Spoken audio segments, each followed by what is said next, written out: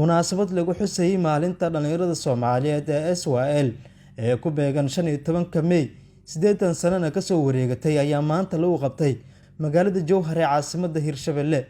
Munaasabada ayaa waxaa ka soo qayb galay maamulka degmada Jowhar kan gobolka Shabeellada Dhexe, ururada bulshada rayidka gobolkan Shabeellada Dhexe oo horkacisay gudoomiyaha dhalinyarada gobolkan Fartuun Aadan Xiifow, xubno ka tirsan labada gole ee dowlad goboleedka Hirshabelle.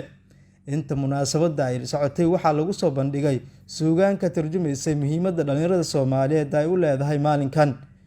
Gudoomiyaha maamulka degmada Jowhar Cismaan Maxamed Muqtaar Baari iyo nabadoon Jiis Colow oo ka mid ah odayaasha dhaqanka gobolkan Shabeellada Dhexe ayaa daafurka munaasabada ka hadlay.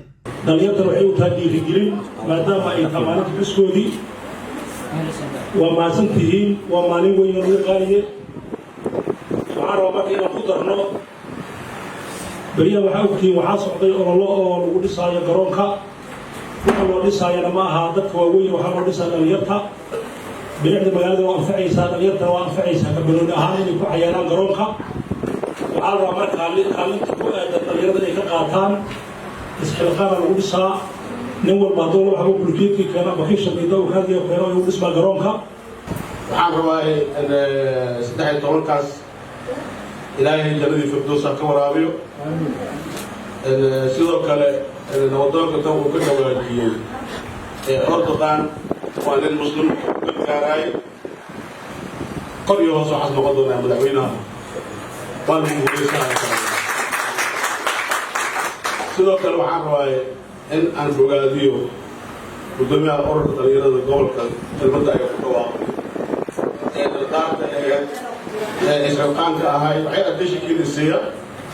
waxaa laga hadlaya waxa waaye bilic soo celinta iyo isdhexgalka bulshada qaabka ay u hirgeli lahaayeen sida ugu fudud waaye. Gudoomiyaha dhalinyarada gobolkan Shabeellada Dhexe Fartuun Aadan Xiifow ayaa waxay ka sheekaysay muhiimadda maalinkan ay u leedahay dhalinyarada Soomaaliyeed, iyadoona sidoo kale dhalinta ay ka codsatay inay ka qayb qaataan dib u dhiska dalkeena.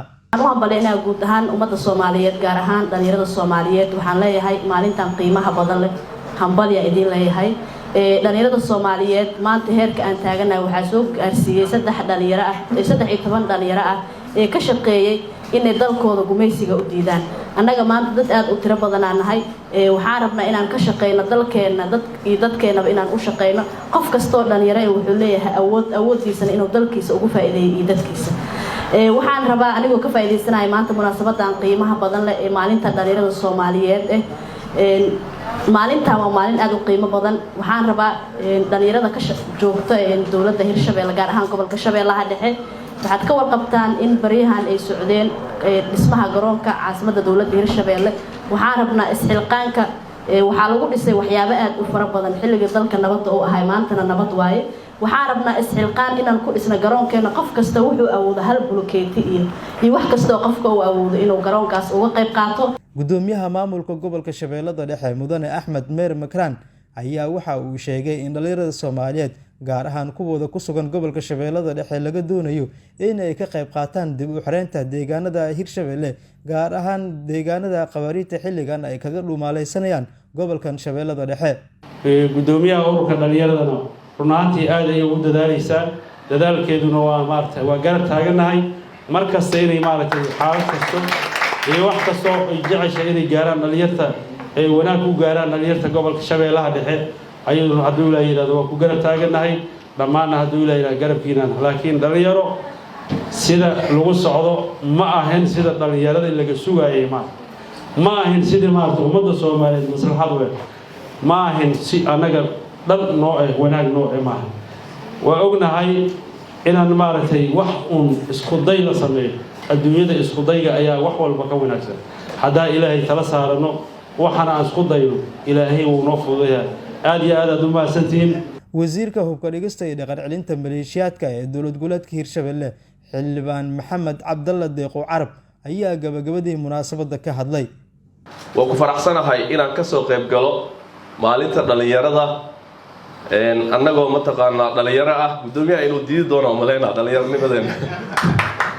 aadaan ugu faraxsanahay maantoo kale. waxa waaye waa maalin taariikhi ah, waa maalin rag dhalinyaro annagoo kale ah inay tashteen ay mataqaanaa go'aano qaateen kalaad samaysteen ku tashteen dalka mataqaanaa inay ka saaraan gumaystihii haddii maalintaa dadkaa tashtay waxaa ka qaadan doontaa wax walba waxaa laga qaataa diinta xuska 15 May ee ku beegan maalintii la aasaasay dhalinyaradii SYL ayaa maanta qaybo ka mid ah gobolada dalkeena si aad ah looga xusay